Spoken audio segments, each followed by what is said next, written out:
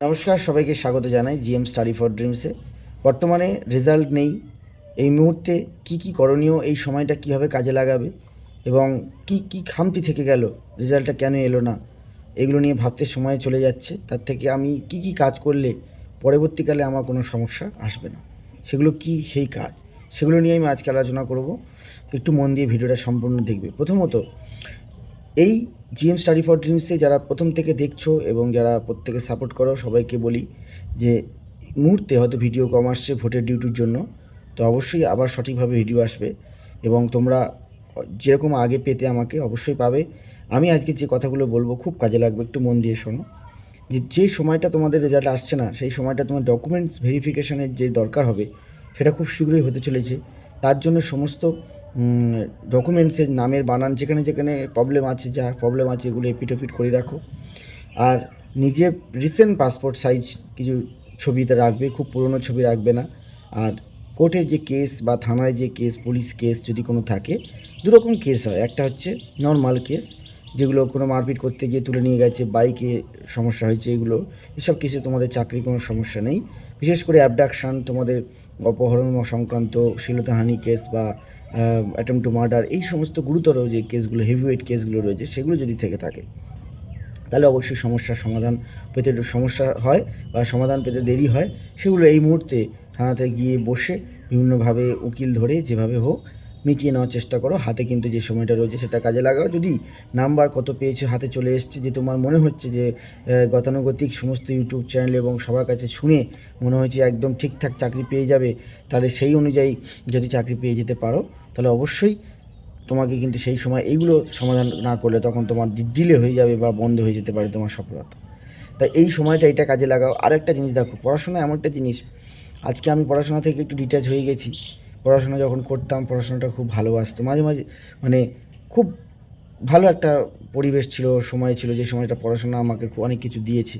কিন্তু যখনই এখনও পড়তে বসি বা পড়াশোনা করি, একটা ডিফারেন্স থেকে যায়, একটা দুটোর মধ্যে একটা মনে হয় যেন পিলার উঠে গেছে, একটা এরকম মনে হয়। কিন্তু আবার পড়াশোনা করতে হয়। তোমরাও যদি এরকম নিজেদের প্রিপারেশনটাকে, একটা ফ্লো থাকে, সেই ফ্লোটাকে হঠাৎ স্তব্ধ করে দিয়ে দাঁড় করিয়ে দাও, তখন তোমাদের আবার কামব্যাক করতে খুবই সমস্যা হবে। কারণ তোমরা একটা সিলেবাস ধরে পড়াশোনা করছিলে, সেই সিলেবাস, সেটা সেন্ট্রালের কিছু পরীক্ষা হোক বা রাজ্যের কিছু পরীক্ষা হোক, সেই সিলেবাস কমপ্লিট করে তোমরা এই আজকে রাজ্য পুলিশে এত ভালো স্কোর করেছো যারা যারা।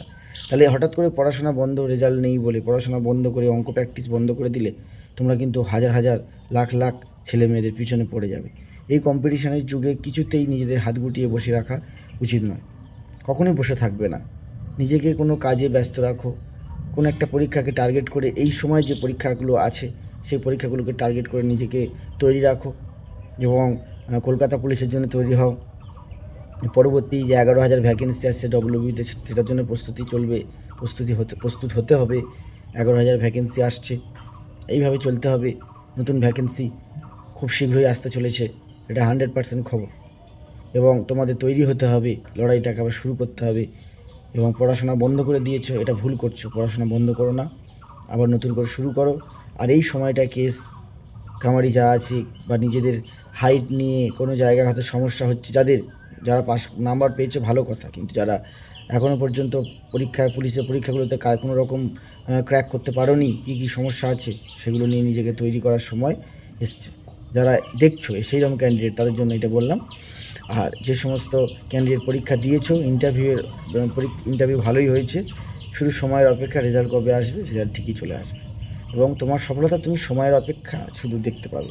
একটু কিছুদিনের মাৎসন্যায় পর্ব চলে, কিছুদিন খারাপ সময় হয়, সবার জীবনে হয়, আবার কামব্যাক করতে হয়।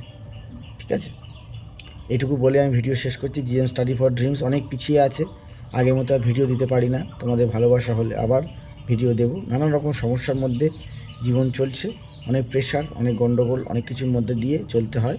তো সবসময় কথা বলার সেই স্ট্যামিনা বা ফোর্স থাকে না, শুধু তোমাদের ভালোবাসার জন্য মাঝে মাঝে আসতে হয়।